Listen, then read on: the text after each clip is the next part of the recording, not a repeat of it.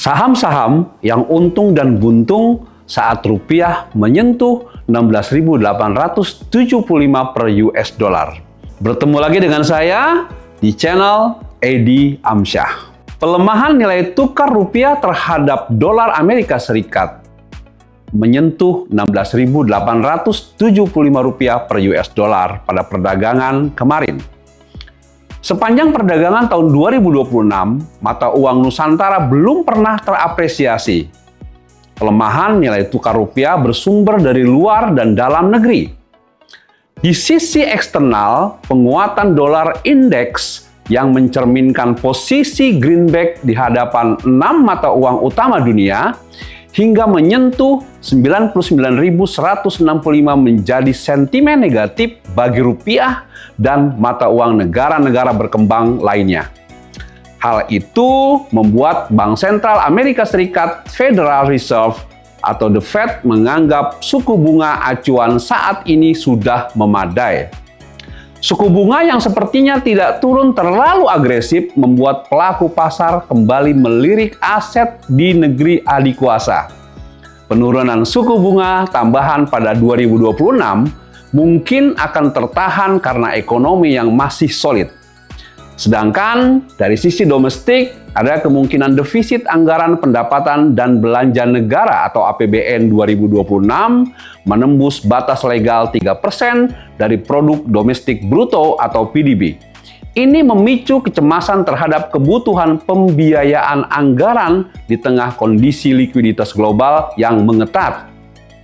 Kendati pun demikian, pelemahan nilai tukar rupiah masih bisa menjadi sentimen positif bagi sejumlah emiten di Bursa Efek Indonesia, terutama bagi perusahaan-perusahaan yang berbasis ekspor. Sebagai gambaran, PT Mayora Indah Terbuka atau MYOR yang merupakan perusahaan bergerak di bidang pengolahan makanan dan minuman, MYOR melanjutkan bisnisnya yang berorientasi ekspor. Juga PT Selamat Sempurna Terbuka atau SMSM yang merupakan perusahaan produsen komponen otomotif yang berfokus pada penjualan ekspor dengan 3 produk utama yaitu filter dengan merek Sakura, produk radiator dengan merek ADR, serta unggulan di karoseri. Perusahaan-perusahaan yang berbasis ekspor juga termasuk emiten komoditas, seperti halnya pertambangan, batu bara, nikel, dan CVO, emas, dan lain-lain. Serta komoditas turunannya misalnya PT Vale Indonesia Terbuka atau INCO yang merupakan perusahaan pertambangan dan pengolahan nikel terintegrasi berpotensi mendapat berkah saat dolar Amerika Serikat menggilas rupiah. Ditambah lagi dengan pendapatan perusahaan yang berbasis dolar Amerika Serikat. Jauh dari sisi yang berseberangan, banyak juga saham emiten di Bursa Efek Indonesia yang sangat tertekan seiring pelemahan rupiah. Khususnya bagi emiten yang memiliki porsi utang menggunakan mata uang dolar Amerika Serikat. Tidak terkait utang, emiten-emiten yang memerlukan bahan baku impor serta emiten dengan beban operasional yang memerlukan dolar Amerika Serikat turut ikut meringis ketika mata uang Ibu Pertiwi lesu. Sebagai contoh, yang memiliki utang dalam denominasi dolar adalah PT Indofood Sukses Makmur Terbuka atau INDF dan PT Indofood CBV Sukses Makmur Terbuka atau ICBP. Selain itu, INDF serta ICBP juga memerlukan impor bahan baku utama yaitu gandum untuk kebutuhan produksi berbagai produk. Kemudian, emiten yang memiliki utang dan atau beban operasional yang memerlukan dolar adalah perusahaan-perusahaan properti, otomotif, hingga telekomunikasi.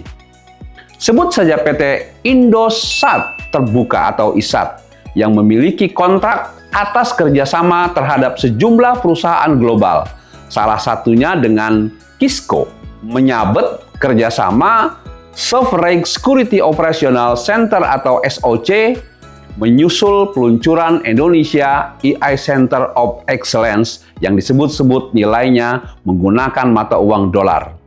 Terbaru, PT Telkom Indonesia Terbuka atau TLKM sebagai perusahaan telekomunikasi menjalin kerjasama strategis dengan perusahaan global solusi keamanan cyber dengan jaringan Fortinet sebagai langkah strategis dalam membangun kolaborasi untuk peningkatan infrastruktur digital.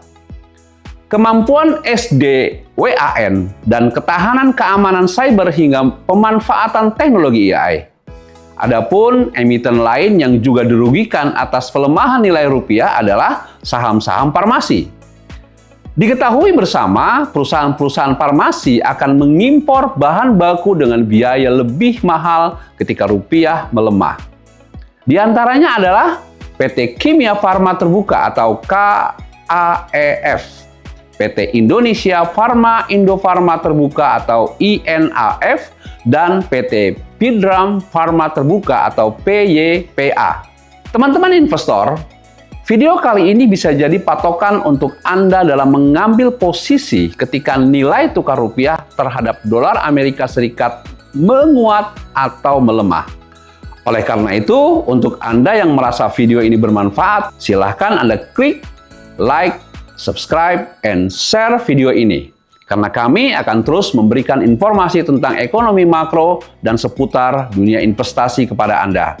Terima kasih dan sampai jumpa.